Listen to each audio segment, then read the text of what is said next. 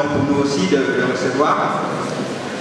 Je vous remercie aussi tous, les professeurs, les chefs de travaux, les assistants et vous aussi les étudiants, d'être parmi nous aujourd'hui pour partager les savoirs et avoir par la suite justement une discussion qui j'espère sera fructueuse.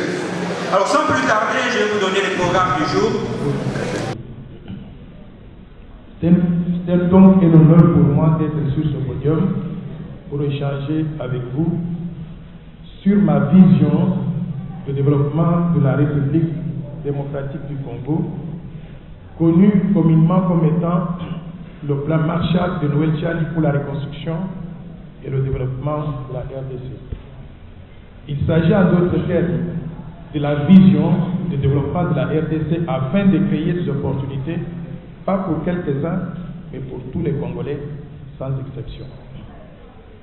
Mais avant d'entrer dans le vif du sujet, je tiens sincèrement à exprimer ma gratitude au recteur de l'Université supérieure pédagogique, professeur Massamba Kanzi, à son directeur de cabinet, professeur Sam Kaninda, ainsi qu'au doyen de la faculté des sciences économiques ici présent, professeur Claude Mata, dont la disponibilité et le sens élevé du service public ont permis la tenue de cette conférence aujourd'hui en ces lieux. À tous seigneurs, tout honneur, dit-on, les étudiants de la deuxième licence d'économie monétaire à la faculté des sciences économiques, ici à l'IPEN, sont les initiateurs de cette conférence. Ce sont les étudiants qui sont venus me trouver et qui m'ont convaincu qu'il fallait venir ici. Nous leur devons donc collectivement notre reconnaissance pour la rencontre d'aujourd'hui.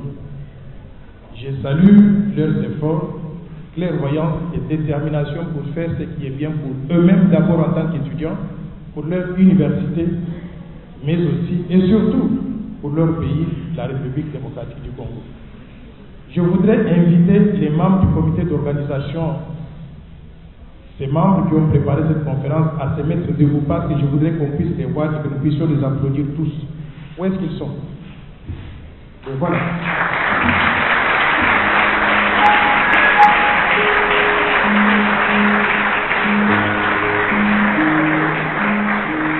Mais il y en a que je ne vois pas. Où est Atosha? Là voilà. Il y avait aussi Rebecca. Où est-ce qu'elle est? Voilà Rebecca au fond. En tout cas, applaudissons pour les efforts qui sont faits pour que nous soyons ici.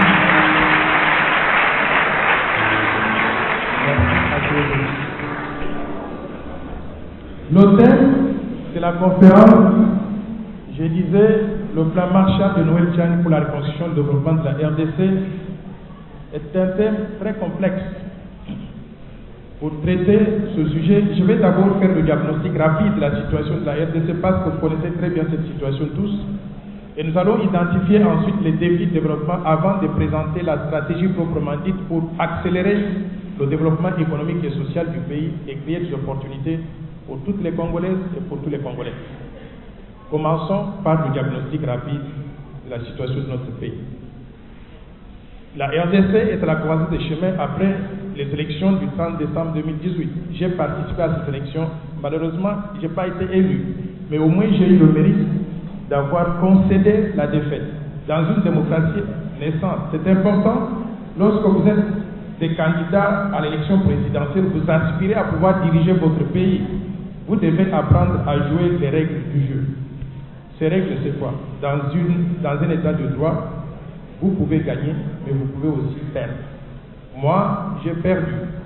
Et j'ai fait comme on le fait aux États-Unis, où partout où je suis passé en Occident, quand vous perdez, vous vous inclinez devant la décision qui est rendue par la plus haute cour de votre pays. Et dans mon cas ici, dans notre cas ici, il y a eu des élections proclamées par la CENI, confirmées par la Cour constitutionnelle. Devant cette réalité, quel choix j'avais? Je ne pouvais pas contester les résultats. Quel que soit ce que j'ai pensé de la qualité de l'élection qui venait donc se terminer, je devais m'incliner et je m'étais incliné devant cette réalité en acceptant la défaite, en félicitant le président gagnant, le président Félix Antoine Tshisekedi. Alors, personnellement, j'étais choqué de voir qu'il y a des gens qui, après cette décision de la Haute Cour, ont continué à contester les résultats. Et je pense que quand vous aspirez à diriger la République, vous devez apprendre à respecter ce qu'on appelle l'état de droit. L'état de droit veut dire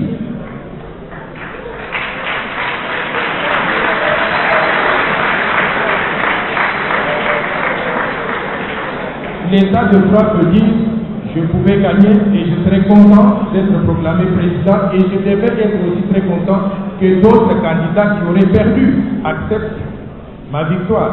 Mais si je n'ai pas gagné, il faut aussi que je m'incline devant ceux qui ont gagné et c'est ce que je fais.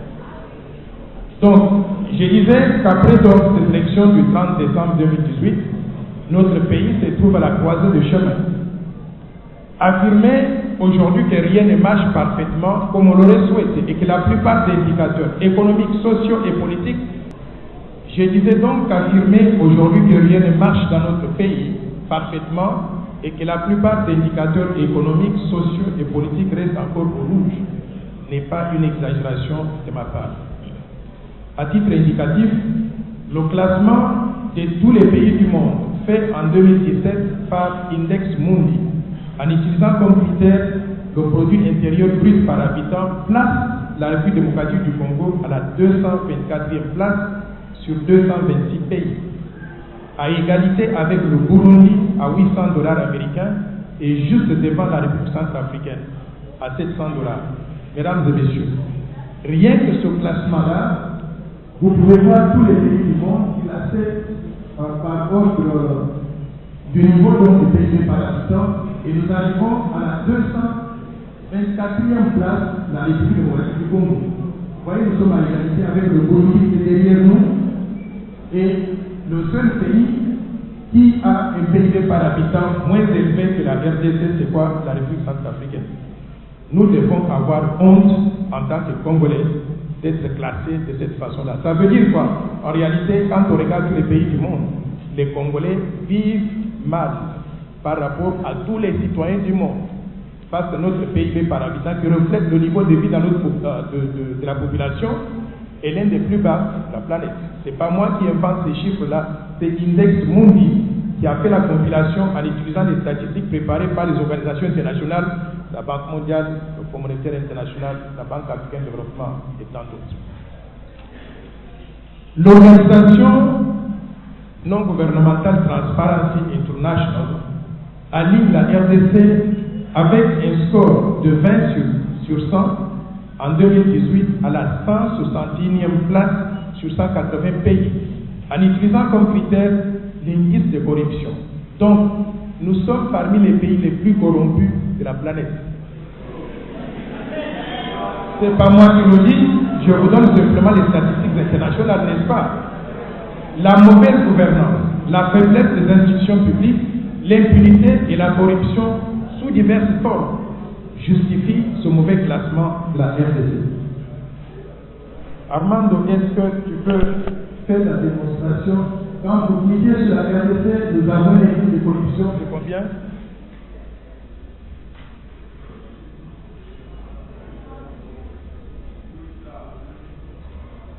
Cliquez sur la RDC. Ça, c'est le Rwanda, par exemple. Le Rwanda a un score meilleur que le nôtre de 56 sur 100. Plus le chiffre est élevé, plus le pourcentage est élevé, moins le pays est corrompu. Donc, quand vous avez un pourcentage très bas, comme 20 sur 10 et sur 100, dans le cas de la RDC, ça veut dire que nous sommes plus corrompus qu'au Rwanda. Bon, d'autres pays africains, ça c'est la RDC, donnez 2-3 pays africains, par exemple.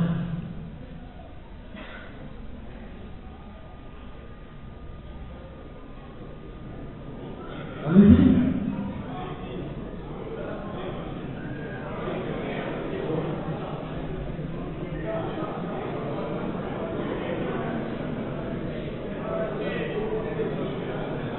Donc voilà le Rwanda, un autre pays africain, un troisième monarchiste là, juste pour vous donner une idée. Le Botswana, 61%. Ça veut dire que ces autres pays africains, il y a moins de corruption qu'en République démocratique du Congo. Et quand il y a corruption, vous savez ce que ça veut dire? C'est le symbole de la mauvaise gouvernance.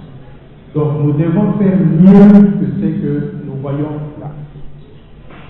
Je voudrais aussi vous indiquer quelques autres indicateurs. Rapidement, le rapport Doing Business, qui est préparé par le groupe de la Banque mondiale, place la RDC à la 182e position sur 190 pays en 2018, en utilisant comme critère l'attrait du climat des affaires.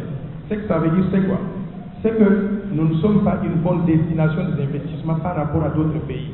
Si un investisseur a le choix entre venir à RDC et aller dans un pays avec les potentiels économiques similaires, cet investisseur va aller ailleurs plutôt que de venir chez nous. Pourquoi? Parce qu'on considère que notre environnement des affaires est nauséabond, n'est pas bon. Plus de 90% de la population congolaise, vous le savez tous, vit sans eau potable, ni électricité, ni service de télécommunication. L'enseignement, parce que vous êtes étudiants et nous sommes dans un centre universitaire important pour notre pays, l'enseignement a connu une détérioration qualitative inquiétante dans notre pays. Il n'y a aucune université de la RDC dans les 200 premières universités africaines en 2018 en utilisant comme critère la qualité de l'éducation, la qualité des étudiants quand ils sortent des universités pour qu'ils puissent aller sur le marché du travail. Il n'est pas surprenant aujourd'hui de trouver des jeunes Congolais qui sortent des universités congolaises mais qui ne savent ni lire ni écrire correctement. La culture des champs de l'Okopamba qui est répandue dans notre pays a détruit notre pays à petit feu. Je voudrais que vous puissiez rien que regarder ce classement. Ça, ce sont des universités africaines. On ne vous compare pas à Harvard aux États-Unis ou à Dauphine à Paris ou à l'université de Liège en Belgique ou l'université de Tokyo au Japon et consorts. On compare les Africains aux Africains. On compare la RDC aux autres pays africains. Regardez les 200 premières universités africaines. Vous pouvez descendre jusqu'à 200. Il n'y a aucune université congolaise. Ce que ça veut dire, c'est quoi? Ce que ça veut dire, c'est quoi? C'est que les étudiants qui sortent de nos universités ne sont pas aussi bons ou comparables aux étudiants qui sortent de ces universités-là. Et là, vous trouvez tous les pays. Vous avez même le Soudan, le Nigeria, l'Égypte, l'Ouganda, l'Éthiopie, l'Afrique du Sud, les îles du Caspar. Tous ces pays-là ont des universités qui sont classées mieux que toutes les universités congolaises. Nous avons un problème, n'est-ce pas? La croissance économique du pays paraît très solide quand on voit les papiers. Elle s'est située entre 4% et 9,5% entre 2010 et 2018. Mais cette croissance économique, elle n'est ni inclusive ni palpable. Pourquoi? Parce qu'elle ne profite pas à la grande majorité de notre population dont les conditions sociales restent très précaires. J'ai visité quelques agglomérations de la ville de Kinshasa, même pas à l'intérieur du pays. J'étais dans la ville de Bibois. J'étais la semaine dernière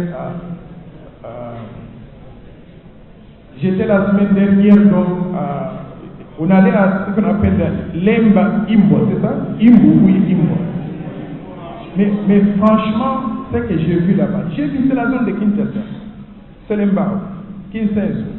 Mais quand on part dans ces communautés-là, nous devons avoir honte de nous-mêmes. Nos compatriotes vivent littéralement dans ce que je vois comme une poubelle à ciel ouvert.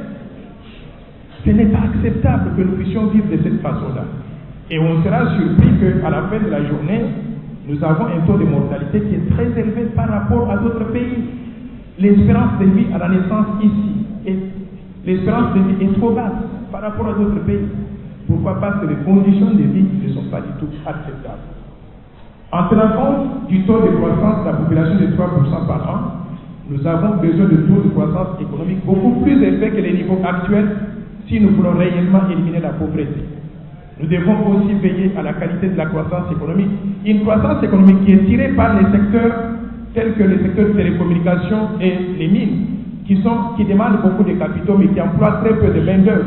Cette croissance-là n'a pas le même niveau d'entraînement sur l'économie nationale que celle qui pourrait s'appuyer par exemple sur le développement rural, le développement de la culture, de l'élevage et de la pêche, parce que La grande majorité de la population congolaise vit dans le milieu rural.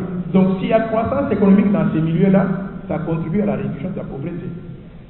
Le chômage dans notre pays avoisine 85% de la population active du pays, en dépit des statistiques officielles qui restent très contestables. Et vous savez que le chômage et la pauvreté sont liés. Quand vous êtes au chômage, vous n'avez pas de revenus, vous êtes quoi? Vous êtes pauvre. L'espérance de vie à la naissance en RDC est de combien? 50 ans, s'il vous plaît. À comparer par exemple à 90 ans à Monaco, soit c'est le cas de 40 ans, s'il vous plaît. Quelle perte précoce de vie humaine dans notre pays.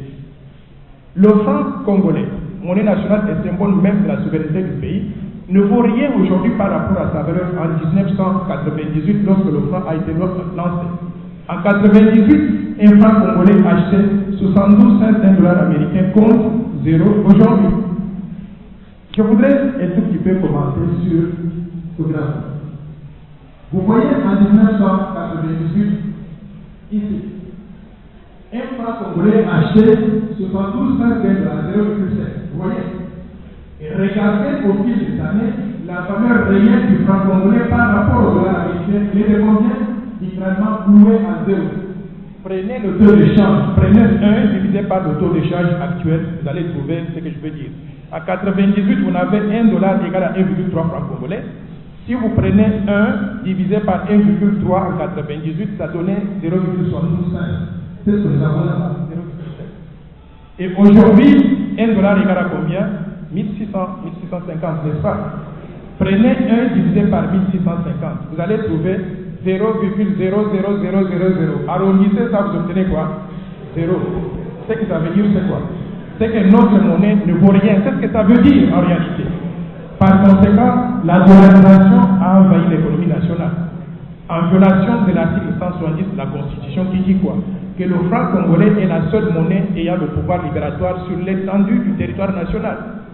En bref, la RDC, mesdames et messieurs, va très mal, basé sur ce diagnostic que je viens de faire. Vous êtes d'accord avec moi ou bien vous contestez ce diagnostic-là? Vous êtes d'accord? Qui voudrait contester? Nous sommes ici pour échanger des idées. Qui a un avis contraire? Nous sommes d'accord que la RDC se porte très mal. Mais malgré ces remarques introductives très négatives, moi je reste optimiste et je crois sincèrement que notre pays peut se redresser. Je vais vous dire maintenant comment nous pouvons nous redresser. Pour arriver à un destin radieux, la RDC doit relever de nombreux défis de développement. Qui sont lesquels? Quels sont les défis de développement dont notre pays que notre pays a et que nous devons redresser? Les défis sont les suivants: le leadership politique, la paix et la sécurité, la bonne gouvernance, l'état de droit, la qualité du capital humain, l'inclusion sociale, l'investissement privé et public, le gap infrastructurel, le climat des affaires, la démocratie et aussi la qualité des institutions congolaises. Nous allons brièvement examiner ces défis de développement avant que je puisse vous dire maintenant ce que nous allons faire pour nous redresser. Il est impossible de résoudre les problèmes d'un pays si le leadership politique n'est pas à la hauteur des ambitions de développement de ce pays. Un leadership jouissant de la légitimité populaire et aussi de la liberté d'action est nécessaire pour mettre en place des institutions crédibles et canaliser les efforts de la population vers le développement. Et quand on parle du leadership, on ne vise pas un individu ou deux. On regarde toute l'équipe de gouvernance du pays, à tous les niveaux, au niveau national, au niveau provincial, au niveau communal et même au niveau des quartiers. La sécurité. La sécurité, elle demeure fragile en RDC. Si la paix n'est pas au rendez-vous, les gens congolais, tout comme les étrangers, n'auront pas le courage d'investir dans notre pays. Trop de violences et trop de crimes sont commis sur les citoyens congolais. Des viols, des assassinats, des confiscations des biens d'autrui et la destruction massive des richesses du pays. Le pays doit en conséquence se doter d'une armée et d'une police réellement républicaine qui protège tous les Congolais et leurs biens et sauvegarde l'intégrité des frontières et la souveraineté nationale, tout en rassurant aussi les pays voisins, parce que parfois ils se plaignent que le désordre chez nous se transfère chez eux, et c'est ce qui justifie sur papier leur intervention de leurs armées sur notre territoire national. Si on a la paix et la sécurité, l'investissement privé et public deviendra l'un des premiers ingrédients de la croissance et de la prospérité. Mais qu'est-ce que j'entends par investissement? J'entends non seulement l'investissement dans les infrastructures physiques, l'électricité, les routes, les aéroports, les ports et consorts, mais aussi l'investissement dans le capital humain, car c'est ce dernier qui détient les clés de l'avenir du pays. J'ai visité quelques hôpitaux et quelques écoles. Les écoles passent par les universités, même à l'école primaire et consorts. Mais beaucoup de ces écoles et ces hôpitaux ne rendent pas les services qu'ils sont supposés assurer. On les appelle écoles ou hôpitaux par gentillesse. Mais quand vous arrivez là-bas, vous trouvez qu'ils font perdre le temps de tout le monde. Dans cette situation sans espoir, les dirigeants congolais vont se faire soigner où? Ou envoient leurs enfants aux études en Afrique du Sud, en Europe et en Amérique. Mais 99% de la population congolaise doivent se contenter des hôpitaux et des écoles de mauvaise qualité du pays. La solution, à mon avis, la solution durable au problème, n'est pas d'aller se faire soigner ou d'étudier à l'étranger, mais plutôt de construire en République démocratique du Congo des infrastructures scolaires et sanitaires des standards internationaux accessibles à tous les Congolais sans exception. Ceci m'amène à parler de l'inclusion. Le principe de l'inclusion sociale est simple. La croissance économique et la prospérité doivent profiter à l'ensemble de la population congolaise et ouvrir des opportunités pour tout le monde. Pourquoi l'inclusion sociale est-elle si importante? Si la RDC veut devenir un pays émergent ou bien un pays développé entre guillemets, elle a besoin d'une classe moyenne solide, une classe qui puisse consommer et qui a un pouvoir d'achat conséquent. Les études menées par les organisations internationales montrent quoi? Que la diminution des inégalités va de pair avec des phases plus soutenues de croissance économique dans un pays. Si on n'a pas de croissance économique, on ne peut pas diminuer les inégalités, on ne peut pas diminuer la pauvreté. Autrement dit, l'inclusion sociale ne se justifie pas uniquement par l'équité et la décence. Elle a aussi une finalité économique. On crée une classe moyenne avec un pouvoir d'achat pouvant lui permettre d'accéder au crédit, d'acheter et aussi de consommer, et donc de faire tourner l'économie nationale. L'inclusion implique donc la participation effective de tout le monde, c'est-à-dire des hommes et des femmes aux efforts de développement du pays. Mais que faire pour que les femmes congolaises, nos mamans, nos sœurs, participent aux efforts de développement au même titre que les hommes? Je voudrais juste prendre un échantillon. Regardez dans cette slide, quelle est la proportion des femmes par rapport aux hommes? Nos femmes ont fait des efforts, on doit les attirer, on doit les amener dans les efforts de développement du pays. Mais pour le faire, on doit pouvoir les amener à l'école. Il n'y a que par l'école que les femmes pourront être compétitives par rapport aux hommes. Je sais que les dirigeants de la RDC réservent environ 30% des postes dans les institutions au genre féminin. Mais considérant que les femmes représentent 53% de la population du pays, donc la majorité, nous devons rendre effective l'égalité des chances entre les deux genres, pourvu que les femmes soient aidées à travers l'éducation à remplir leur rôle de façon méritée. Il n'y a pas d'autre solution. Il faut aller à l'école. Nos sœurs doivent étudier. Si elles veulent qu'on les prenne au sérieux dans le développement du pays, elles doivent aller à l'école. Elles doivent être compétitives par rapport aux hommes. C'est pour cela qu'il nous faudra combattre l'exclusion, le tribalisme rétrograde et aussi le favoritisme qui ont tenu domicile dans notre société, mais qui sont des antivaleurs qui n'ont pas de place dans notre pays. L'inclusion suppose également l'accès de chaque citoyen aux soins de santé et aussi au crédit bancaire, notamment pour ceux qui vivent dans le milieu rural.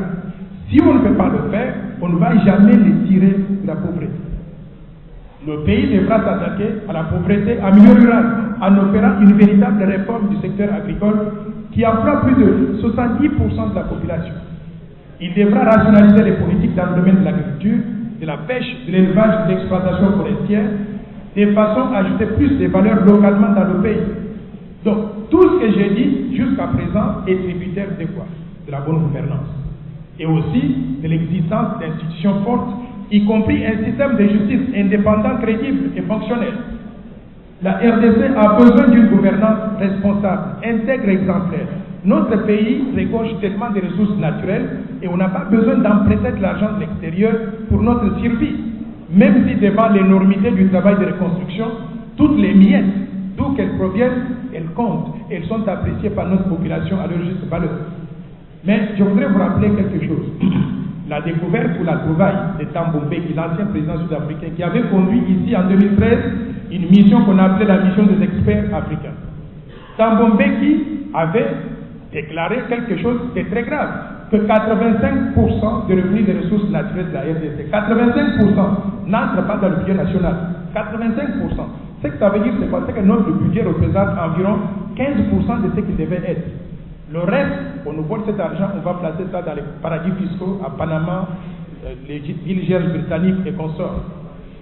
Ces propos de Thabo Mbeki sont même corroborés par notre ancien conseiller spécial du chef de l'État en matière de lutte contre la corruption, Louzo Bambi. Louzo Bambi avait déclaré que chaque année, la RDC paie de 10 à 15 milliards de dollars en termes de fraude fiscale et de détournement des fonds publics que l'on place impunément dans les paradis fiscaux. Ceci, la déclaration de Thabo Mbeki, la déclaration donc de Louzo Bambi, soulève la question de la pertinence du budget national et de la qualité des comptes publics. Nous avons un budget national de combien? Qui connaît le montant du budget de la RDC? Pardon? 4 milliards, on nous a donné officiellement 5,9 milliards. Mais je voudrais vous dire que ce budget, il est modique.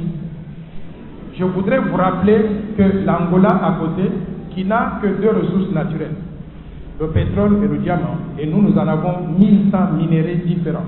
Le pétrole, le diamant, l'or, l'uranium, le cobalt, le coltan et consorts, 1100 minéraux. L'Angola à côté a un budget de combien? 66 milliards de dollars. 6. L'Afrique du Sud a un budget de combien? 125 milliards de dollars. Il n'est pas acceptable qu'un grand pays comme la RDC vive avec un budget de 4 à 5,9 milliards de dollars. Vous êtes d'accord? On nous vole l'argent quelque part. Nous devons rattraper cet argent, le mettre dans le budget de l'État, augmenter le budget pour financer le développement. Donc, au lieu de se tourner constamment vers l'aide des bailleurs sociaux, le gouvernement de la RDC devrait se concentrer sur la lutte contre la corruption et la récupération des fonds volés, qui constituent la meilleure manière de ramener ces revenus perdus dans le budget national pour financer le développement. Ceci m'amène au cap infrastructurel, qui constitue un autre défi de développement. Le cap infrastructurel, c'est-à-dire les infrastructures qui nous manquent. La RDC est un pays immense, comme tout le monde le sait. Mais nous avons à peine 24 000 km de routes asphaltées. Nous n'avons pas de réseaux ferroviaires denses. Nous n'avons pas d'aéroports et de ports modernes. Et nous ne pouvons pas donner de l'eau potable et de l'électricité 24 heures sur 24 heures à tout le monde. Nous donnons à peine de l'eau potable et de l'électricité à 10% de notre population. Donc le cap infrastructurel de la RDC est énorme. Pour combler ce cap, il nous faudra envisager d'allouer des gros moyens à la construction de nouvelles infrastructures. Le pays devra organiser la construction des routes et des autoroutes intérieures, des chemins de fer, d'aéroports et des ports modernes, des écoles et des hôpitaux dignes de son nom et des systèmes de distribution d'eau et d'électricité pour atteindre toute la population sur l'ensemble du territoire national. Notre pays devra organiser la construction de Grand Inga. Grand Inga a une capacité de combien? 45 000 MW. Si nous avons Grand Inga, on peut donner l'électricité d'ailleurs gratuitement à toute la population congolaise et vendre l'excédent aux Africains et à d'autres pays en dehors de nous. Nous avons aussi de nouvelles formes d'énergie renouvelable dont nous devons tirer profit. L'énergie solaire, la biomasse, le gaz méthane, l'énergie éolienne, la géothermie, le charbon et aussi l'énergie nucléaire. Mais la mise en valeur de ces différentes infrastructures et sources d'énergie nécessitera des investissements privés énormes qui ne peuvent être mobilisés que si nous relevons le défi du climat des affaires. Je vous ai montré le climat des affaires tout à l'heure et je vous ai dit que notre climat était nauséabond. La situation actuelle du climat des affaires n'est pas soutenable car elle détourne les investissements privés, pousse les entreprises existantes à la fermeture et pénalise la création des richesses et des emplois. Il nous faudra poursuivre les efforts de restructuration de la dette intérieure parce que ça affecte le climat des affaires. La dette extérieure intérieure qui reste très élevée par rapport à la capacité de remboursement et aux besoins de reconstruction du pays. La restructuration de la dette intérieure doit intégrer un élément récent. Vous entendez tous des employés, des employés dans les entreprises publiques, l'ex-Onatra, l'ex-Poste. Vous entendez tous, ils disent qu'on leur doit 24 mois, 50 mois d'arriérés des salaires. Vous avez entendu ça? Tout le monde va en grève. Comment est-ce qu'on va régler ce problème-là? Moi, je ne pense pas qu'on puisse régler ce problème au cas par cas. Il faut trouver une solution globale pour tout le pays, applicable à toutes les entreprises publiques, applicable applicable donc à l'État, tout celui qui a des arriérés sur l'État, il faut consolider cette dette, trouver une solution. S'il faut payer un pourcentage de cela à tout le monde et que tout le monde aussi accepte une certaine décote, il faudra le faire.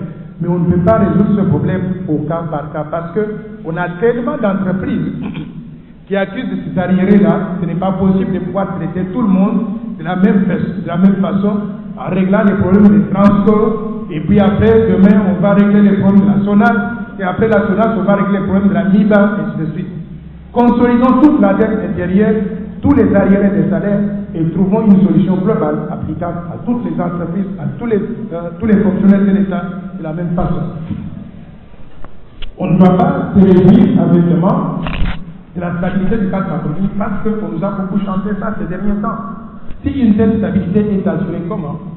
Au prix du non-paiement de la dette extérieure et aussi si la stabilité est assise sur la maximisation des recettes publiques qui s'obtient par une cascade de taxes et des droits de douane. La combinaison, à mon avis, du non-paiement de la dette intérieure et de la fiscalité dissuasive tue les entreprises publiques au lieu de favoriser leur développement.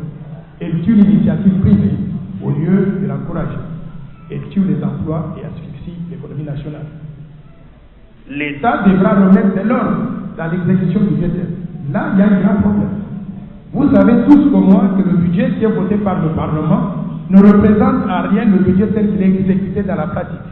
À ce sujet, les dépassements budgétaires des institutions telles que la présidence de la République, de la primature, de l'Assemblée nationale et du Sénat, ces dépassements budgétaires ont un effet de fiction sur les secteurs tels que l'éducation et la santé, ainsi que sur les secteurs productifs de l'économie nationale. Nous devons régler et nous devons vivre par le budget qui est alloué. On ne peut pas permettre à une institution de pouvoir voler en quelque sorte l'argent qui est alloué à d'autres secteurs. Ceci dénote d'une injustice sociale criante qui doit être corrigée par une discipline budgétaire rigoureuse devant s'appliquer à tous et à toutes les institutions sans exception. Faire face à un tel défi exige quoi? Un état de droit et aussi une administration publique de qualité pour faire le suivi sur toutes ces choses-là qui sont aussi des défis de développement à relever. Aujourd'hui, vous êtes d'accord avec moi que l'État n'existe que de nous et il est incapable de protéger et de sécuriser la population. Il faut restructurer cet État pour qu'il puisse se mettre au service du pays, mais également au service du peuple. Nous avons besoin d'un État de droit qui s'appuie sur une armée, une police de qualité, un système de justice fonctionnel et fait régner la justice et un État qui favorise le développement au lieu de l'étouffer. Ayant opté pour le modèle d'État unitaire avec forte décentralisation, notre pays doit rendre effective ce que j'appelle la rétrocession des ressources publiques, de façon à ne pas gêner le développement des provinces et collectivités décentralisées. J'ai compris que lors de la rencontre entre le chef de l'État et les gouverneurs des provinces hier, la seule question qui préoccupait les gouverneurs était la rétrocession de leurs ressources. Les gens semblent pouvoir commenter cela qu'ils ne sont intéressés qu'à l'argent. Moi, je dis non. Ce qui est dû est dû. Les provinces, j'ai fait le tour de certaines provinces. Et je ne peux pas imaginer les conditions dans lesquelles nos compatriotes vivent. Ces provinces-là n'ont même pas la possibilité de pouvoir construire une petite route. Ils n'ont pas de ressources. Il faut leur rétrocéder cela. Si c'est ça que nous avons convenu dans le cadre de notre constitution, il faut rétrocéder ces provinces-là. On ne peut pas accepter que toutes les ressources soient accaparées par Kinshasa. Et Kinshasa, d'ailleurs, nous ne voyons même pas l'utilisation de ces ressources-là parce que nous avons des poubelles qui s'accumulent partout.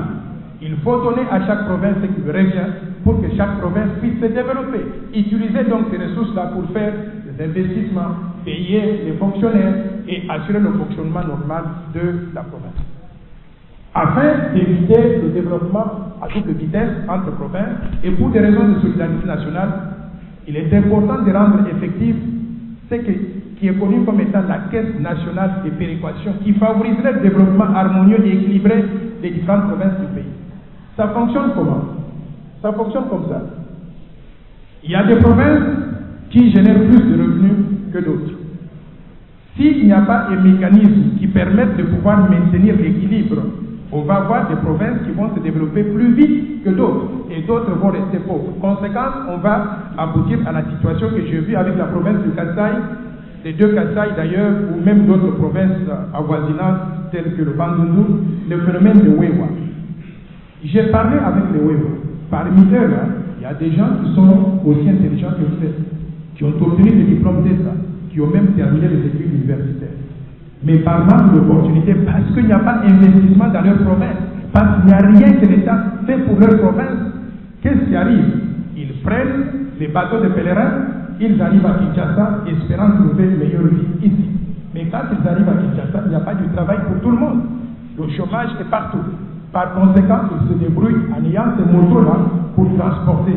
Ce sont des vaillants citoyens. Il faut les respecter. Et je souhaiterais que notre pays puisse régler ce problème-là, pas en les minimisant, en les traitant comme étant de vauriens dans la société, mais en créant des opportunités pour qu'ils puissent s'occuper.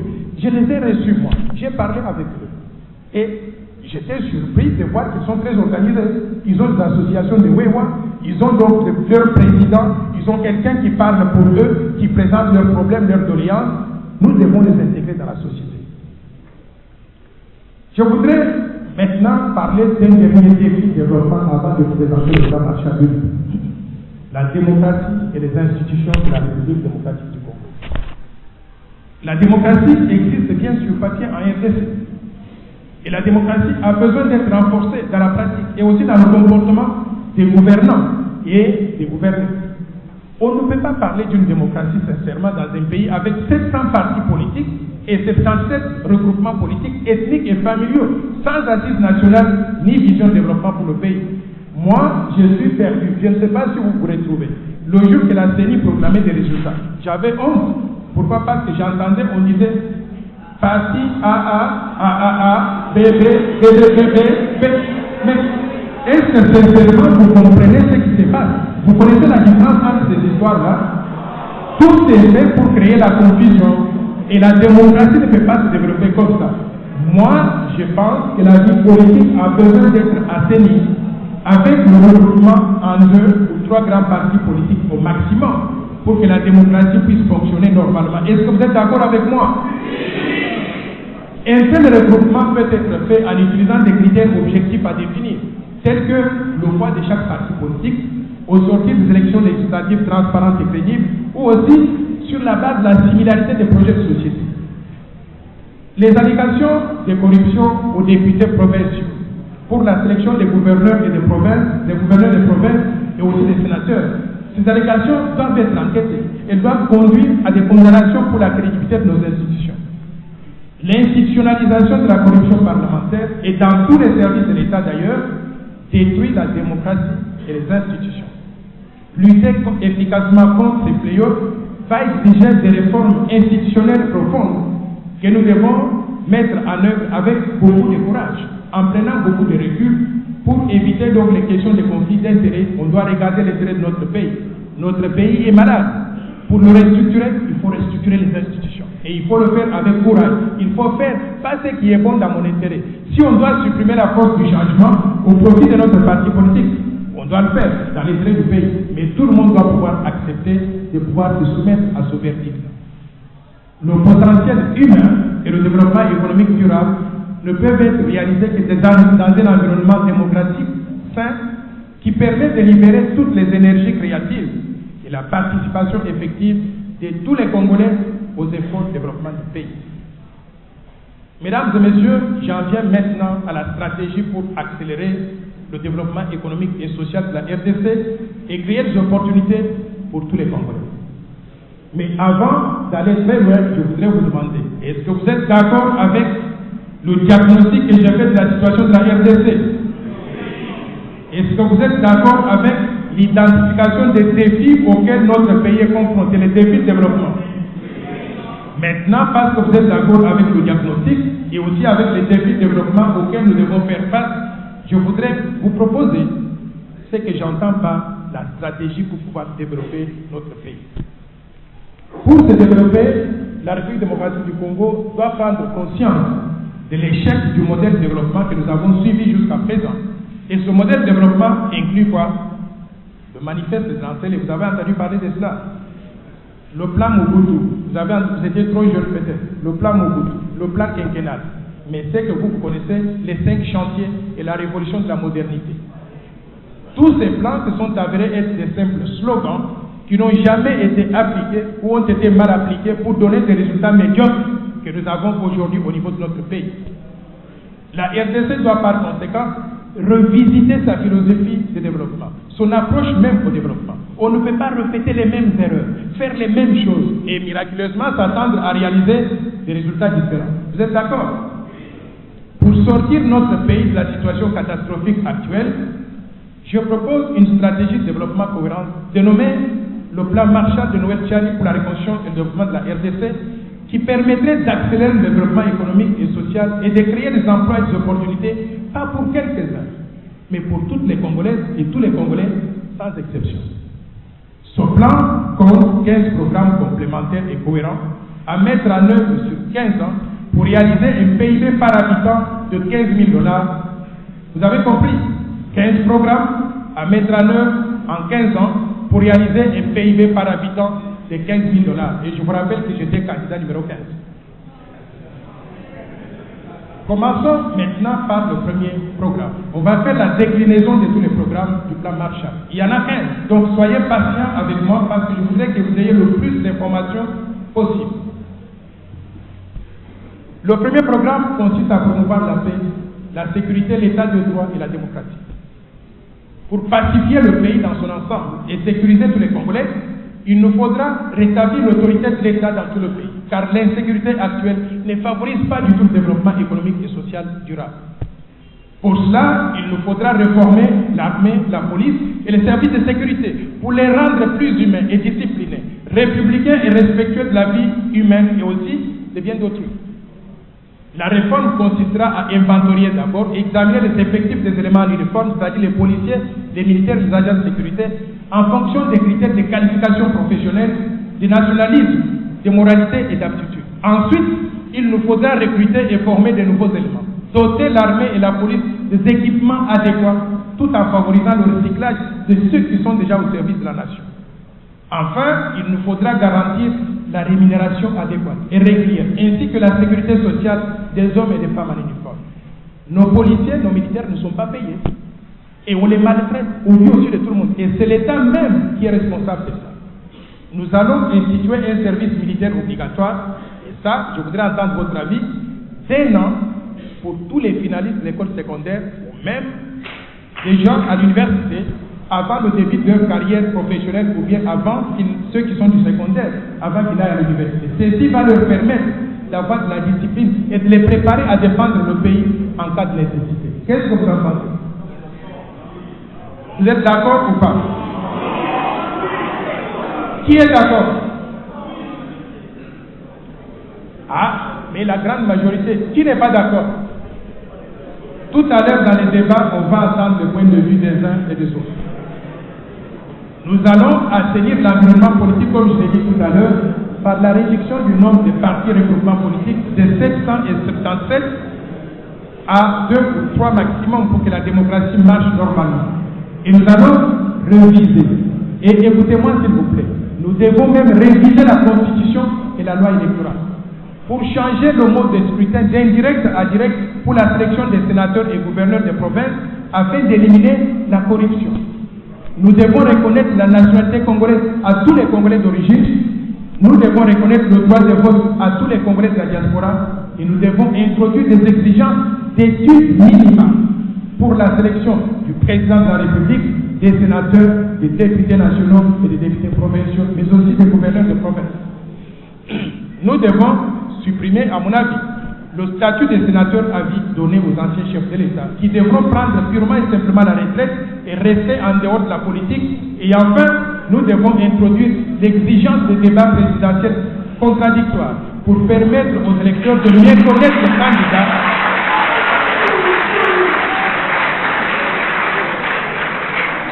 Pour permettre aux électeurs de bien connaître les candidats, mais aussi leur vision pour le pays. Nous devrons, à mon avis, supprimer le Sénat, qui n'ajoute pas réellement de la valeur à notre démocratie et à notre Parlement. Toutes ces modifications permettraient de parfaire notre démocratie naissante, qui devrait fonctionner normalement.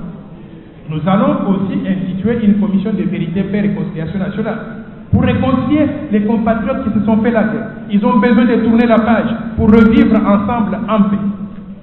Nous devrons enfin réformer la justice, dans le sens d'une plus grande indépendance, neutralité et fonctionnalité. Tout ceci entre dans le premier programme du plan Marshall, qui consiste à promouvoir la paix, la sécurité, l'état de droit et mettre en place la démocratie et des institutions fortes et fonctionnelles. Ceci m'amène au deuxième programme du plan Marshall. Promouvoir la bonne gouvernance et l'utilisation efficiente des ressources publiques. Est-ce que vous m'avez bien entendu dans le premier programme? Vous êtes d'accord que ce sont des choses essentielles pour notre pays?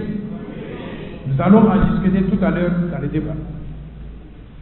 Le deuxième programme, promouvoir la bonne gouvernance et l'utilisation efficiente des ressources publiques. La RDC est reconnue, je vous ai montré tout à l'heure, par Transparency International et d'autres organisations citoyennes comme étant l'exemple typique de la mauvaise gouvernance économique et politique d'un pays. Le développement intégral, durable de tout le pays, de toutes les provinces, n'est pas possible avec le système actuel de gouvernance pourri que nous avons. Mais comment allons-nous améliorer la gouvernance pour favoriser le développement et éliminer la pauvreté une fois pour toutes? Moi, je considère que la bonne gouvernance commence par placer l'homme qu'il faut à la place qu'il faut et en le tenant responsable de son comportement et de ses actes dans la conduite des affaires de l'État. La croissance inclusive, celle qui profite à tout le monde, à toute la population, ne peut se réaliser que sur des bases solides, des gouvernances et d'institutions administrées par ce que j'appelle un État capable, un État fonctionnel, un État qui est là pour nous, mais pas un État qui est là pour nous rançonner ou bien pour nous maltraiter ou bien pour violer donc les droits humains. Pour améliorer la gouvernance et la prestation des services publics de base, nous renforcerons les institutions qui appuient la démocratie et aussi les processus d'inclusion et de réduction des comptes, notamment en solidifiant les capacités de la CENI, des parlementaires, des médias et des organisations de la société civile. La CENI en particulier doit être restructurée pour que tous les 5 ans elle organise des élections automatiquement, sans avoir à quémander des ressources de la part de l'État. On doit avoir une allocation continuellement, chaque jour, mettre de côté pour que ces ressources-là soient utilisées pour organiser des élections, parce que nous savons à l'avance que les élections vont intervenir quand? Une fois tous les 5 ans. Pourquoi est-ce que nous devons faire des gymnastiques tout le temps pour trouver de l'argent pour faire fonctionner donc la CENI? On doit restructurer cela. Pour cela, on doit demander des comptes à la CENI. Elle doit faire un travail de qualité. Les gens qui sont envoyés à la CENI, on doit trouver un statut qui leur permette d'avoir cette indépendance par rapport aux autorités du pays, pour qu'ils ne soient pas sujets à des manipulations n'importe comment, comme ce que nous avons connu jusqu'à présent. Nous allons faciliter la propagation de la culture démocratique par la publication de l'enseignement d'un guide sur la pratique de la démocratie. Afin d'améliorer la gestion des finances publiques, nous rendrons effective la décentralisation financière. Nous allons appuyer le renforcement des capacités des entités décentralisées et nous allons privilégier la mobilisation des ressources intérieures. Nous renforcerons la transparence dans le processus de passation des marchés publics et aussi dans la gestion de tous les aspects relatifs aux industries extractives, c'est-à-dire les contrats miniers. Nous allons lutter contre quelque chose d'assez particulier, les antivaleurs, le chronisme, le favoritisme, le tribalisme, les conflits d'intérêts dans les affaires publiques et l'usage abusif des biens de l'État.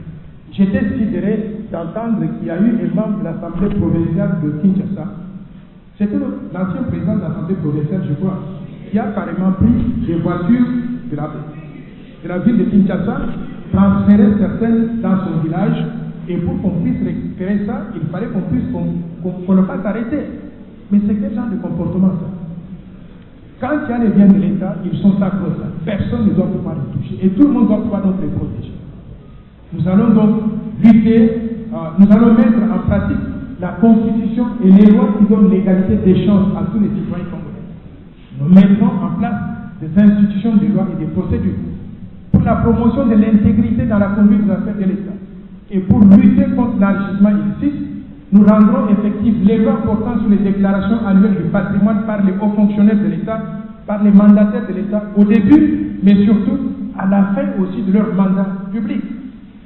Le cumul des fonctions ne sera plus jamais autorisé pour certaines personnalités au sommet de l'État, c'est-à-dire pour le chef de l'État, le Premier ministre, les ministres, les sénateurs, les députés provinciaux et nationaux, les hauts fonctionnaires, les magistrats, et ainsi de suite. Aucun d'eux ne doit exercer une fonction autre que la seule qui lui est reconnue par la loi, et aucun d'eux ne doit exercer pendant son mandat public un métier libéral tel que être en même temps avocat et vous pratiquez dans un cabinet privé, entre-temps vous traitez les affaires de l'État. Ce n'est pas compatible. Ou bien être médecin et vous faites la même chose. Quand vous allez dans la fonction publique, faites simplement ça, jusqu'à la fin de votre mandat. Ces précautions éviteraient des conflits d'intérêts et l'égoïsme dans la conduite des affaires de l'État et ouvrirait d'opportunités aux autres citoyens. Imaginez quelqu'un qui est ministre, mais qui est avocat et qui fait ça et ça dans le secteur privé. Il occupe la place de 5 personnes à la fois. Dans un pays où nous avons 85% de la population au chômage. Donc il prend des emplois qui pouvaient être occupés par d'autres personnes qui sont au chômage. On doit changer ça. Vous êtes d'accord? Toutes les ressources publiques seront versées dans le compte général du Trésor et elles iront dans le budget national qui redeviendra l'instrument de gestion moderne du pays par des allocations transparentes approuvées par le Parlement qui à son tour aura le pouvoir effectif et réel de contrôler et de sanctionner l'exécutif national ou provincial. Ceci m'amène au troisième programme du plan Marshall, investir dans les ressources humaines. Attention, ça vous concerne. Il s'agira ici de mettre en œuvre des programmes de réhabilitation de l'éducation et de la santé pour améliorer la qualité et la durabilité de nos ressources humaines comme ingrédient principal du développement du pays. Les programmes de réhabilitation de l'éducation primaire, secondaire, universitaire et professionnelle vont inclure quoi? La mise à jour des curricula, la construction de nouvelles infrastructures, la réhabilitation des infrastructures existantes ainsi que le recrutement de nouveaux enseignants et professeurs et leur formation continue pour atteindre des standards internationaux. Je voudrais ici faire un petit comment. J'ai visité quelques universités, je ne voudrais pas les citer pour des raisons de fierté. J'ai visité quelques universités. Parce que je suis économiste, je me suis arrêté à la bibliothèque de la faculté des sciences économiques. J'ai eu des larmes aux yeux de trouver nos étudiants en train de préparer des mémoires en utilisant comme documentation, tout ce qu'ils ont comme documentation, c'est les mémoires préparées par d'autres étudiants avant. Il n'y a pas de livres. J'ai même testé, j'ai publié 5 livres. La bataille pour une monnaie nationale crédible, au grand mot de grand remède, le plan Marshall pour la RDC, comment bâtir un pays plus beau qu'avant, la cause du changement, vision pour une monnaie forte, et je me suis dit, j'ai commandé mes propres livres donc dans ces bibliothèques. Les bibliothécaires, c'est comme s'ils n'ont jamais entendu parler de ça. Et ça, c'est les livres publiés sur la RDC. Alors, moi, je pense que nos universités, quand on classe, on prend les 200 premières universités africaines, on ne trouve pas nos universités. Ne nous affolons pas en disant qu'on nous aime pas nous les Congolais. C'est une réalité. Nous devons prendre cette réalité en face et nous dire que faire pour corriger ça. Je pourrais même suggérer qui est ce que j'appelle donc de partenariat entre les universités congolaises et les universités étrangères. J'en avais parlé à l'université de Tokyo et de Osaka. Ils étaient très disposés. Je voulais d'ailleurs en parler donc aux doyens et aux doyens de la faculté des sciences économiques, mais également aux recteurs, pour voir dans quelle mesure on peut vous mettre en contact avec certaines universités-là. Ces gens-là, chez eux, il y a même des livres qu'ils jettent, qu'ils brûlent, parce qu'il n'y a plus de place pour les garder. Il n'est pas acceptable que dans nos bibliothèques, il n'y ait absolument rien pour nos étudiants. Nous devons faire mieux que ça. J'ai trouvé aussi une autre caractéristique. Nous sommes à l'âge de l'Internet. Il n'est pas acceptable qu'on ne puisse pas trouver dans les universités des salles informatiques où les étudiants peuvent venir faire des recherches sur Internet. Donc, nous devons faire mieux que ce que nous avons aujourd'hui. Donc, la construction, la réforme que je propose va inclure la mise à jour des curricula, la construction de nouvelles infrastructures, la réhabilitation des infrastructures existantes, ainsi que le recrutement de nouveaux enseignants et professeurs, ainsi que leur formation continue pour atteindre des standards internationaux. La RDC devra rendre l'enseignement obligatoire et gratuit pour les enfants de 6 à 18 ans, afin de favoriser l'inclusion sociale et afin de permettre à chaque enfant congolais d'étudier. Des bourses d'études seront octroyées aux étudiants dans les établissements publics, pendant que des prêts remboursables peuvent être octroyés aux étudiants à partir d'un fonds national alimenté par des allocations budgétaires. Je voudrais ici vous parler de mon propre exemple. L'homme qui est devant vous, en train de vous présenter le plan Marshall, n'a pu étudier que grâce à la bourse qui lui était donnée par le gouvernement du Zaïre à l'époque. Le gouvernement du Zaïre, parce que j'étais sorti premier de toute la région aux examens d'État, le ministre de l'enseignement supérieur à l'époque, professeur Miguel Otepe Osato, paix à son âme parce qu'il est déjà décédé, je l'ai rencontré et il y a moins de 10 minutes, il a regardé le journal Elima qui publiait les résultats de tous les étudiants. Il a vu que mon pourcentage était le plus élevé. Il me dira purement et simplement, vous méritez d'avoir une bourse d'études. Moi, j'ai dit merci, monsieur le ministre. Et je croyais que c'était la bourse pour aller à l'université de Kinshasa ou à l'IPER. Il m'a dit que c'était une bourse pour aller étudier à l'étranger. Il m'a dit de venir à l'enseignement supérieur de matin. Quand je suis arrivé, ironie du sort, qui est-ce que je trouverai comme étant secrétaire particulier du ministre qui va m'accueillir? Lambert Mende Komala. Lambert Mende m'accueille, on me donne la bourse. Ce jour-là, le ministre lui dit à lui, Lambert, mettez le nom de ce monsieur sur la liste des boursiers. Il y en avait 33 et je deviens le 34e et la liste était publiée le soir même à la télévision nationale. 2 semaines plus tard, j'étais dans l'avion pour aller en Belgique pour aller étudier. Et de là, j'ai continué jusqu'à avoir mon doctorat en sciences économiques. Si on a pu le faire pour nous, je souhaiterais qu'on puisse le faire pour tous les autres enfants congolais. Prenez 95% des 41 milliards. Le montant est de combien? 95%, vous avez, bon, je donne l'exemple comme ça. Alors, vous avez 39 milliards, par exemple. Si ces 39 milliards sont constitués donc des billets de 1 dollar seulement, on a combien de billets de 1 dollar? Prenez ce nombre de billets là, multiplié par le bénéfice que s'est fait le fabricant de dollars par billet. Et je vous ai dit que ce bénéfice est de combien? De 90 sur 1 dollar de 90 cents. C'est ça que nous perdons avec la dollarisation. Ce bénéfice-là va chez qui? Chez le fabricant du dollar. Quel est le fabricant du dollar? Qui fabrique le dollar? Les États-Unis d'Amérique. En quelque sorte, il y a un transfert subtil des richesses congolaises vers les États-Unis et nous restons avec une banque centrale qui chaque année encaisse ce qu'on appelle des pertes d'exploitation et doit aller au Parlement pour demander des subventions d'exploitation. Et pour financer cela, si on ne peut pas lui donner cela, elle recourt à la planche à billets et s'entraîne la perte donc de valeur de la monnaie, s'entraîne donc l'inflation vers le haut. Vous voyez pourquoi la dollarisation n'est pas bonne pour notre économie. Vous m'avez compris? C'est très grave. Un pays souverain, même des petits pays, le Rwanda à côté, l'Angola, tous les autres pays, ces pays-là n'acceptent pas la dollarisation. La population doit s'élever contre la dollarisation. La population doit être le gardien même de notre monde. Nous devons nous assurer que sur l'étendue du territoire national, on utilise quoi? On utilise le franc congolais, mais pas les monnaies étrangères, parce que les monnaies étrangères entraînent en quelque sorte des pertes de revenus sur les riages.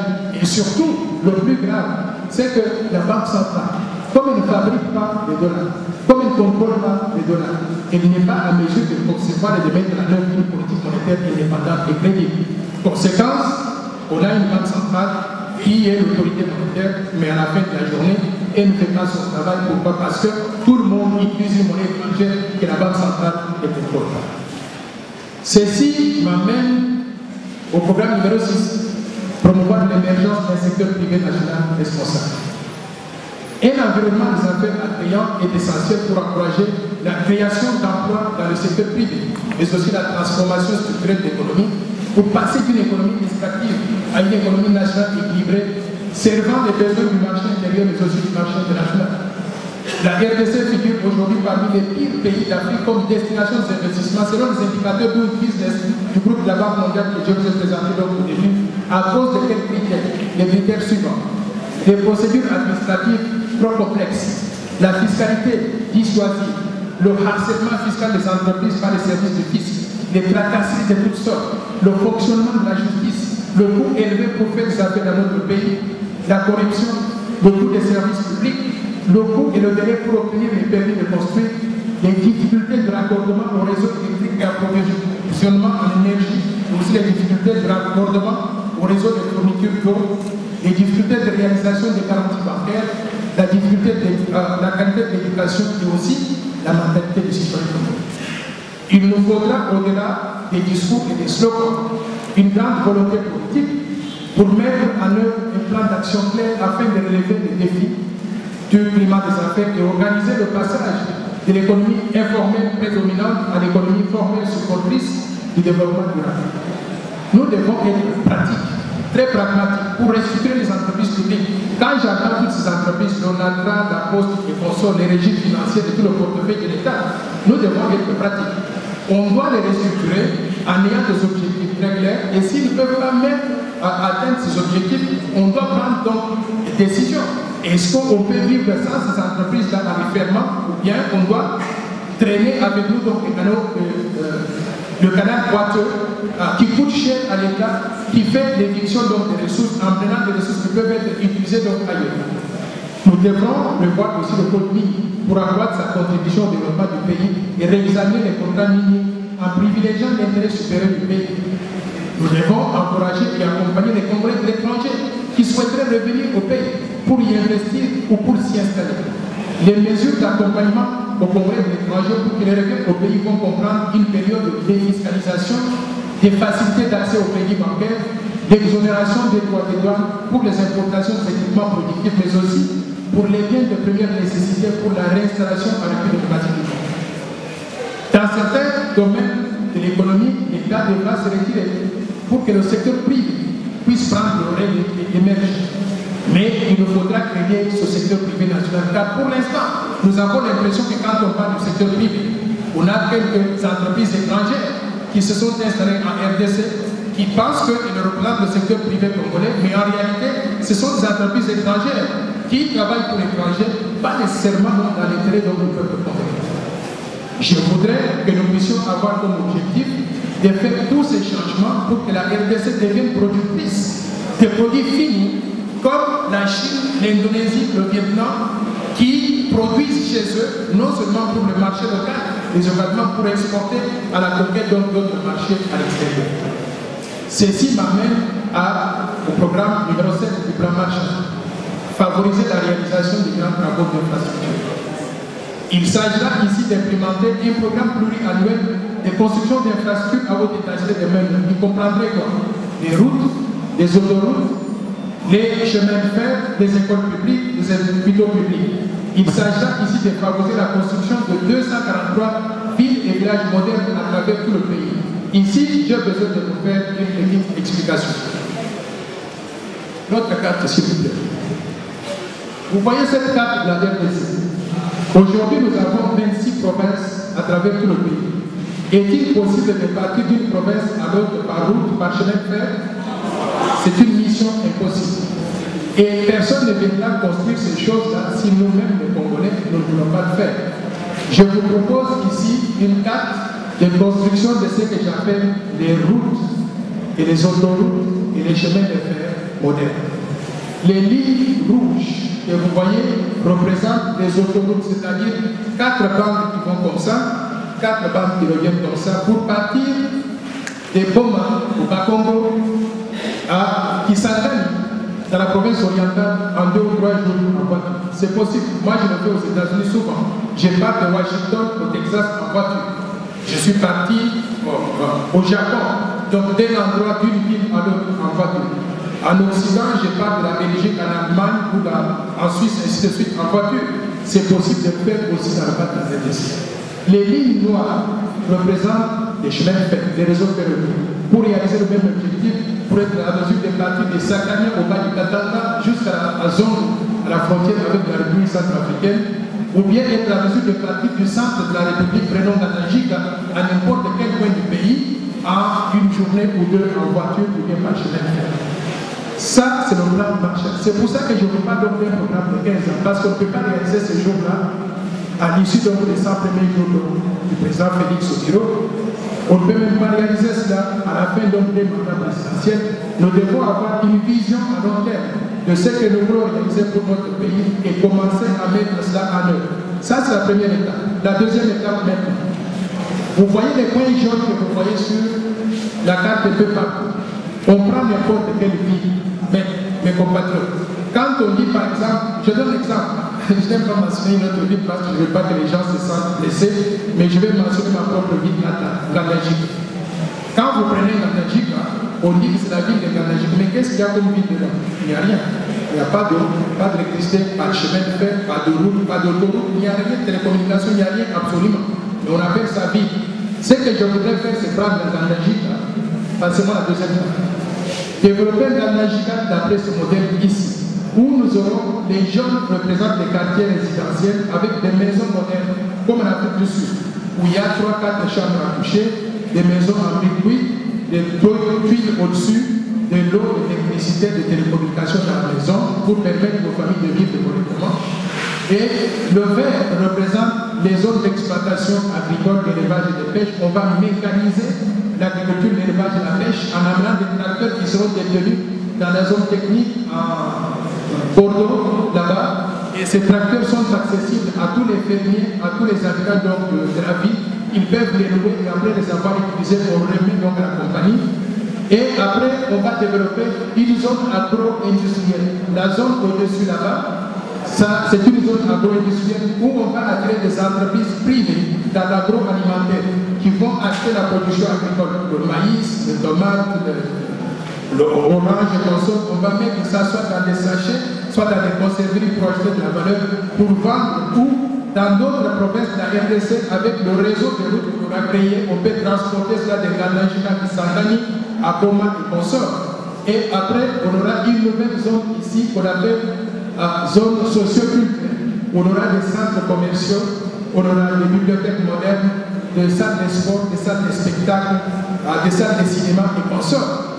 Maintenant, nous avons, et là, il y aura une nouvelle zone administrative, les bureaux du maire, les cours et tribunaux, l'administration publique, la police, et ainsi de suite.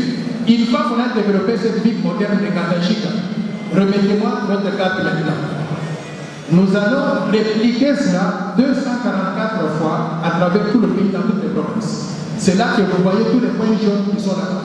Ça deviendra des villes modernes qui vont passer donc du statut actuel donc des villes archaïques abandonnées à leur triste sort pour devenir donc des villes modernes.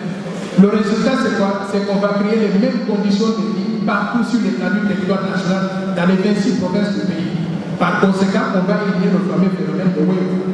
Au lieu de quitter le Kassai pour venir s'attrouver à Kinshasa dans l'espoir de trouver du travail, ils pourront vivre dans leur lieu d'origine. Chacun peut vivre chez lui. Ça va combattre d'ailleurs le tribalisme. C'est lui qui veut quitter pour aller vivre ailleurs. Il peut aller parce que c'est son pays. Mais celui qui ne veut pas quitter, il ne doit pas être forcé par la misère donc dans son lieu d'origine. Il doit être à mesure de trouver ces opportunités-là. Est-ce que vous me suivez? C'est ça que j'appelle créer des villes modernes à travers tout le pays et créer les mêmes conditions de vie pour tout le monde sur l'ensemble du territoire national. C'est ça le sens même du plan Marshall. Maintenant, je vous amène au programme numéro 5. Je vois que vous devenez de plus en plus impatient. Est-ce que vous avez de l'appétit pour tout ça ou bien vous voulez que je me résume et qu'on puisse passer à autre chose? Je ne vous ai pas entendu. Vous voulez que je vous résume? Très bien. Je voudrais maintenant vous amener au programme numéro 8, favoriser et accélérer l'industrialisation du pays. Ici, qu'est-ce que nous allons faire? Donc, la RDC a combien 1100 minéraux de métaux précieux différents. Depuis 1960, la caractéristique de notre économie, c'est quoi? C'est que nous produisons des matières premières pour les envois à l'étranger dans l'état brut. Et à la fin de la journée, parce qu'on les a envoyés à l'étranger à l'état brut, on va faire la transformation à l'extérieur, on crée des emplois à l'extérieur et nous conservons quoi au Congo? Le chômage. C'est pour ça que nous avons tout plein de chômeurs dans notre pays. Je voudrais qu'on change la philosophie. Nous allons prendre chaque matière première et nous allons prendre chaque matière première, nous allons transformer cette matière première en produits semi-finis et produits finis à l'intérieur du Congo pour créer des emplois de opportunités pour tout le peuple congolais. Si nous le faisons sur une période de 15 ans, en prenant une échantillon par exemple de sa matière première, le coltan par exemple, que nous allons développer pour pouvoir produire des caméras, des iPads, des iPhones à l'intérieur du Congo, en appliquant cette logique-là sur 100 matières premières congolaises, à condition que chaque matière première produise des 5 à 10 emplois directs et indirects nouveaux dans le pays. Sur une période de 15 ans, nous sommes en train de créer entre 50 et 100 000 emplois. En d'autres termes, on va réaliser le plein emploi, créer des emplois d'opportunités pour tout le monde. Vous m'avez suivi? C'est ça la philosophie dans le programme qui consiste à favoriser l'industrialisation du pays. Maintenant, il y a d'autres programmes tels que le développement du tourisme qui, nous avons, chaque province de la RDC présente un potentiel touristique énorme. Mais malheureusement, on n'utilise pas ce potentiel touristique. Nous allons investir pour développer le secteur du tourisme. Nous allons aussi promouvoir l'intégration régionale. Pourquoi? Parce que l'intégration régionale permet à la RDC d'abord d'avoir accès à d'autres marchés. Si nous faisons partie simplement de la SADC ou bien de tous les pays africains, il y a une population de 1,4 milliard de personnes. Au lieu de 92 millions de Congolais, nous devons produire pour joindre 1,4 milliard de personnes. Ça devient un marché consistant qui va permettre de faire certains investissements à l'intérieur de la RDC. Donc nous sommes des grands supporters de l'intégration régionale. Mais pour le faire, nous devons être prudents. On doit d'abord réformer notre appareil sécuritaire, notre armée pour protéger nos frontières, pour que les gens ne viennent pas rentrer dans notre pays à travers l'intégration régionale pour réaliser les objectifs qu'ils n'ont pas pu réaliser avec l'invasion de notre territoire par les armées étrangères. Donc la promotion de l'intégration régionale, oui, mais à condition d'être prudents. Nous allons aussi avoir un programme pour protéger l'environnement. Vous savez aujourd'hui que l'environnement nous permet de pouvoir avoir les médicaments. Les médicaments sont fabriqués à partir des herbes au sol. Mais également, l'environnement nous donne ce qu'on appelle l'oxygène. La lutte contre le réchauffement climatique aujourd'hui, il peut être fait en ayant des arbres un peu partout, en conservant donc la forêt. Par conséquent, si nous voulons protéger l'environnement, nous devons nous assurer que tout projet de création d'entreprise ou de construction des infrastructures telles qu'on a présentées avec la fabrication de villes modernes, tout projet soit précédé par ce que j'appelle une étude de l'impact environnemental pour déterminer au préalable quel est l'impact de ce projet sur l'environnement, sur la santé de la population. Et ne pourront être mis en œuvre que des projets dont l'impact sur l'environnement est maîtrisé et ne peuvent pas nuire à la santé générale de la population congolaise. Maintenant, je voudrais vous parler d'un programme particulier, le changement de mentalité. Pour réussir ce programme-là, on doit changer la mentalité des Congolais. Aujourd'hui, le Congo est plein de ce que j'appelle des antivaleurs. Vous les connaissez tous. La corruption, la prédation des ressources naturelles, le détournement des fonds publics, la prostitution, tout ce qui ne cadre pas avec la morale, avec l'éthique.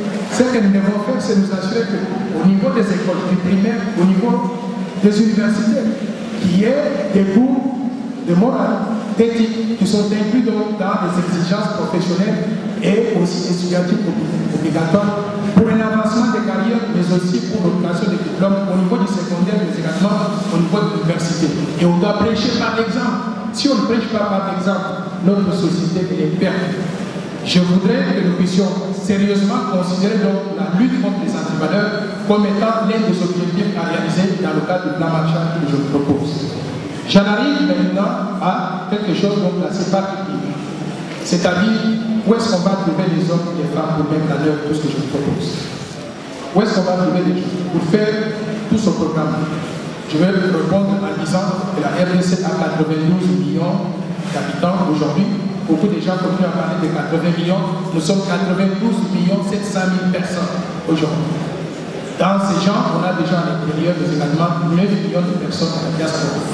Nous allons trouver les Congolais de l'intérieur, les Congolais de la diaspora, utiliser cela, si c'est nécessaire, leur donner des formations pour qu'ils puissent mettre en œuvre ce plan, parce que ce plan, c'est pour eux. Donc les ressources humaines proviennent des Congolais de l'intérieur de la diaspora, mais également on va faire appel à l'expertise africaine internationale. En cas de besoin, si on ne peut pas trouver des compétences au niveau des ressources humaines congolaises. Enfin, j'en arrive aux ressources financières. Je sais que beaucoup de personnes s'impatientent à savoir où est-ce qu'on va trouver de l'argent pour mettre en œuvre ce plan Marshall. 800 milliards de dollars sur 15. Est-ce que c'est possible? Est-ce que je rêve? Je vais vous dire non, je ne rêve pas. Je vous ai dit au départ que 85% des revenus des ressources naturelles ne proviennent pas, n'entrent pas dans les caisses de l'État. 85%. Ce que ça veut dire que notre budget ne représente que 15% de ce qui devait être. Faire la lutte contre la corruption, la prédation des ressources naturelles et le détournement des fonds publics pour capter toutes ces ressources dans le budget national, augmenter conséquemment le budget. À travers ce mécanisme, nous serons à mesure d'augmenter notre budget à une moyenne de 45 milliards par an sur 15, 45 milliards multipliés par 15, on va obtenir 680 milliards provenant des ressources intérieures en luttant contre la corruption de la prédation des ressources naturelles. Maintenant, nous allons augmenter les investissements directs étrangers si nous améliorons l'environnement des affaires. Je vous ai dit qu'actuellement, nous avons 3,5 milliards de dollars provenant des investissements directs étrangers par an. En améliorant l'environnement des affaires, je suis modeste d'ailleurs, en assumant que nous pouvons augmenter cela de 3,5 à 5 milliards par an, multiplié par 15, on va obtenir 75 milliards de dollars provenant des investissements directs étrangers si nous arrivons à mettre en place un bon environnement des affaires et à sécuriser à tout le pays pour qu'il n'y ait pas de rébellion, qu'il n'y ait pas de gens qui contestent les résultats de sélection et tout ça. Maintenant, le dernier élément, c'est les fonds qui proviendraient des bailleurs de fonds bilatéraux et multilatéraux. Actuellement, le niveau de contribution des bailleurs de fonds est de 3 milliards de dollars par an. J'ai fait une hypothèse qu'on va conserver ce niveau-là. Parce que les bailleurs, il y en a qui peuvent faire du chantage de consommateurs. Donc, 3 milliards de dollars multipliés par 15, on obtient donc 45 milliards. Donc la sommation de 680 milliards de dollars provenant de la lutte contre la corruption, la prédation des ressources naturelles, le détournement des fonds publics, donc provenant des ressources intérieures, et de 115 milliards de dollars provenant des investissements directs étrangers, et aussi des 45 milliards de dollars provenant des bailleurs des fonds multilatéraux nous donnent 800 milliards de dollars dont nous avons besoin pour mettre en œuvre cette vision de développement sur une période longue. Mesdames et messieurs, voilà la présentation du plan Marshall de l'Ouest-Tchad de la promotion de développement de la RDC. Si nous mettons en œuvre cette vision de développement, je suis convaincu que nous pouvons passer du statut de pays sous-développés pour devenir pays émergents en 15 ans. Nous allons créer des emplois et des opportunités pour tout le peuple congolais. Dans 15 ans, on ne pourra pas trouver un seul chômeur à l'extérieur. Et nous allons améliorer considérablement le niveau de vie de la population congolaise. Et moi, j'aurai accompli donc ma mission. Je vous remercie.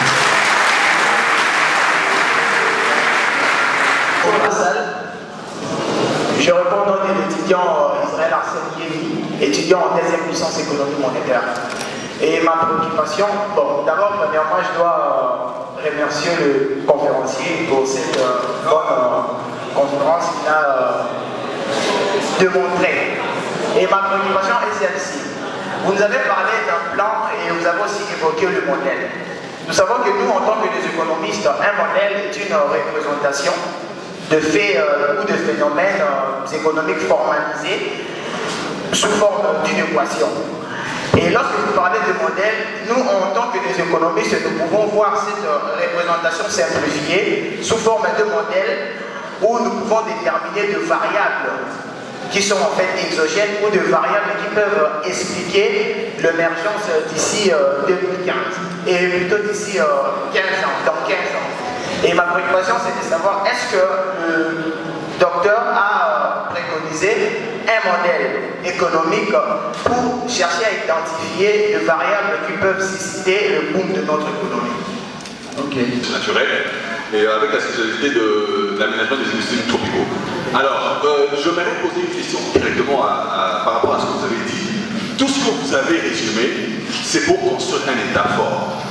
Mais je pense que vous ne pensez pas que le problème, c'est au niveau de l'identité même de l'État. C'est-à-dire comment faire pour intérioriser la notion de l'État. Nous entendons ça et là, respect des biens de l'État.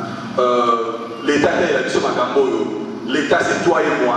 Mais finalement, on se rend compte que nous sommes perdus dans cette notion de l'État. On ne sait pas exactement c'est quoi l'État, qu'est-ce qui appartient à l'État, qui est l'État, et comment faire en sorte pour donner une identité à l'État et intérioriser cette notion de l'État dans l'échelle de la population. Ok.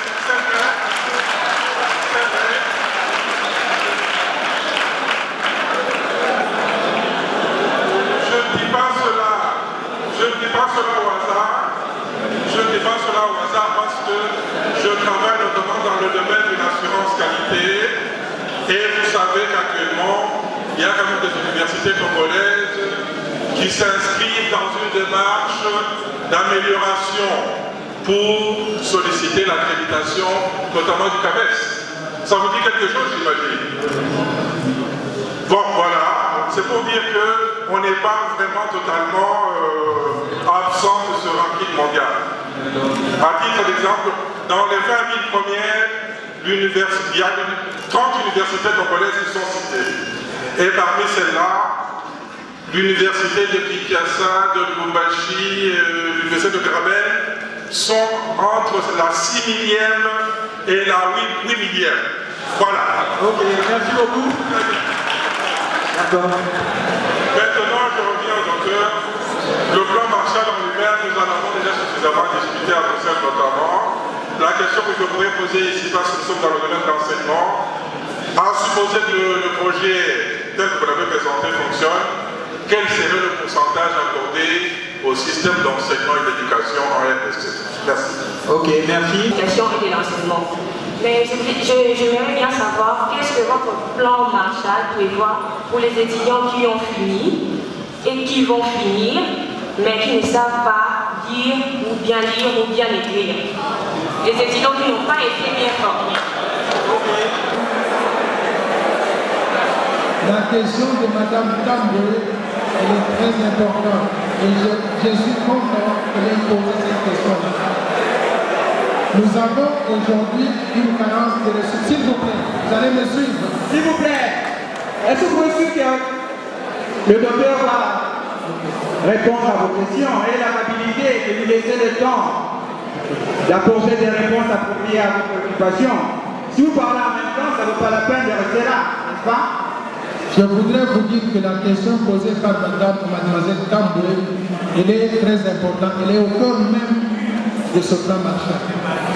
Je vous ai dit que pour que nous puissions nous développer, nous avons besoin non seulement de matières premières, des routes, des aéroports et consorts, mais le point de départ pour le développement de la RDC, c'est la qualité des ressources humaines. Or, nous sommes dans une situation aujourd'hui où nous devons faire avec ce que nous avons. Il faut reconnaître ça. On ne va pas avoir toutes les ressources humaines similaires ou égales aux ressources humaines américaines ou japonaises du jour au lendemain.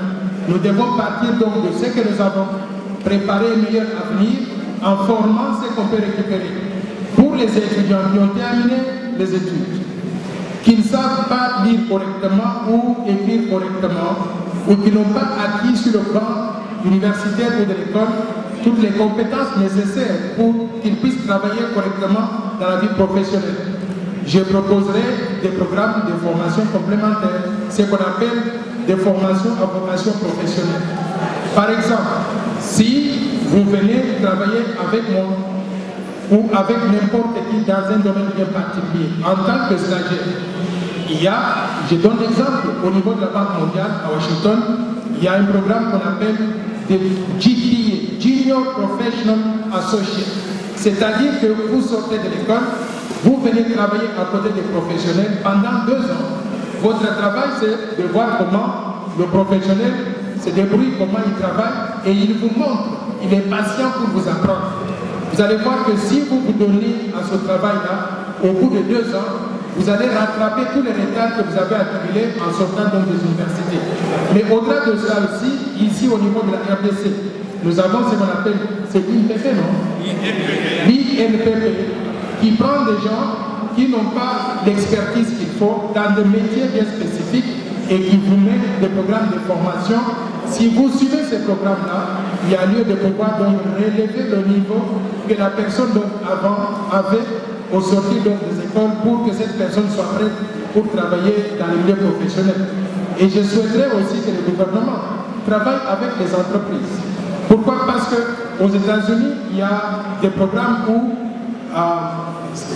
l'État américain subventionne les formations des stagiaires qui vont dans des entreprises du secteur privé ou dans des milieux professionnels donc publics. Avec ces subventions, non seulement de l'État au niveau central, au niveau provincial, je pense qu'il y a lieu de pouvoir donc rattraper beaucoup de gens qui n'ont pas pu avoir donc ces compétences-là au sortir donc des écoles. Donc c'est une question importante et je pense que nous devons y accorder beaucoup d'attention.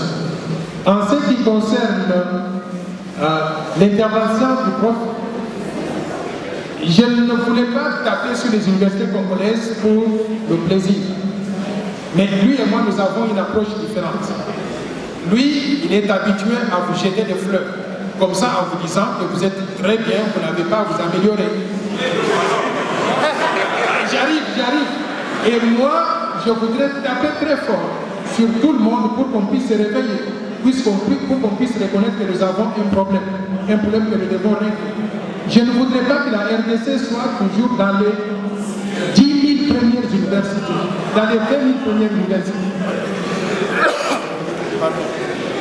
Je souhaiterais qu'un jour, vous avez vu le classement des universités congolaises, des universités africaines. Au début, il y a 5 ou 6 universités sud-africaines. Je souhaiterais qu'un jour, qu'on puisse dire, je regarde le numéro 1, l'IPER, numéro 2, UNIKI, numéro 3, ainsi de suite, là-bas, parmi les meilleures universités sur ce continent. Nous devons travailler pour atteindre ce niveau de perfection pour que nous ne soyons pas toujours donc à la queue, même si nous sommes déjà des bonnes universités, comme l'a indiqué donc le prof tout à l'heure.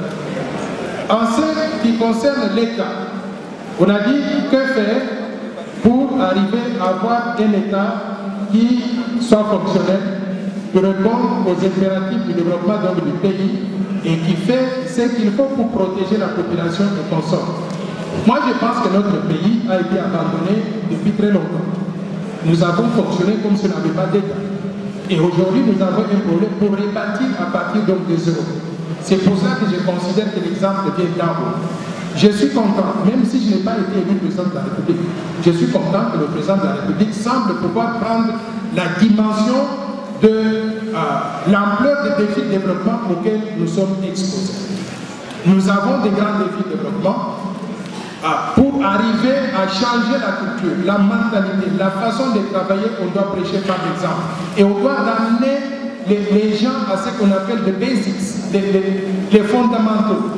Il y a l'ambassadeur de la Chine que j'avais rencontré il y a quelques temps et qui m'avait offert un livre que j'ai trouvé intéressant. C'est un livre de près de 700 pages, écrit par qui?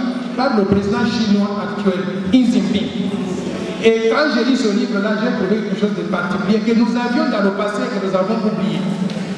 Tous les étudiants chinois qui sortent des universités, toutes tendances confondues, on les prend, quand ils doivent travailler pour l'État, on les envoie sur l'éducation, la santé, en donnant le plus de ressources possibles. Si nous arrivons à mobiliser un budget de 20 milliards de dollars, on pourrait dire donc les secteurs sociaux pourraient occuper très facilement 30% de cela. Et 30% sur 20 milliards de dollars, c'est considérable. Mais au fur et à mesure qu'on avance, et avec les progrès qu'on va réaliser, je pense que ce pourcentage pourrait varier. Il y aura des années où on pourra diminuer, on pourra augmenter en fonction donc, des objectifs donc, que poursuit donc, le gouvernement à ce moment-là. Merci.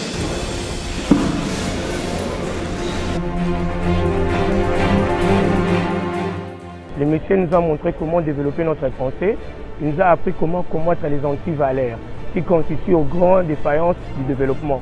Il a parlé de la corruption, du détournement des fonds publics, il a parlé de l'incivisme, il a parlé aussi du tribalisme. Il a fait un plan Maréchal de Noël Tchani et grâce à ce plan-là, ça nous permet à notre économie d'être stable et de bâtir pour un développement plus profond au futur à venir. Partager avec tout le monde, avec les étudiants, avec les professeurs, le personnel administratif, le personnel académique, de tous les Congolais qui sont venus de l'extérieur pour assister donc à la conférence. Il s'agissait donc de partager avec eux les grandes lignes du plan Marshall de Noël Tchani pour la reconstruction du développement de la RDC qui constitue notre vision du développement du pays. Comment sortir du sous-développement actuellement pour faire de notre pays un pays émergent à l'espace de 15 ans. Je pense que nous sommes dans une situation critique où nous avons 85% de la population active au chômage. Nous n'avons pas d'infrastructure de base. Il y a manque d'eau, d'électricité, de services de télécommunications. Nous n'avons pas l'autosuffisance alimentaire. Nous devons importer notre nourriture alors que nous avons un sol fertile, nous avons des fleuves, nous avons des forêts et nous pouvons pratiquement cultiver notre propre nourriture ici et subvenir donc à nos besoins. Au lieu d'importer, qu'est-ce que nous pouvons faire pour arriver à réaliser cette autosuffisance alimentaire? Qu'est-ce que nous pouvons faire pour utiliser les ressources naturelles de la RDC, les matières premières congolaises, pour les transformer en produits finis, produits semi-finis à l'intérieur du Congo et créer au passage des emplois et des opportunités pour tout le peuple. Je souhaiterais vraiment que ce plan puisse être mis en action pour le développement de notre pays et aussi pour la mentalité de nos citoyens, que nous ne puissions pas être négatifs ni encore pessimistes, que nous puissions être optimistes pour valoriser notre pays, pour arriver à un développement sûr. Et aussi ces choses qui est en train d'affaiblir le côté de l'enseignement. Chancelo Kopamba, que Natanga te lobby na kozwa.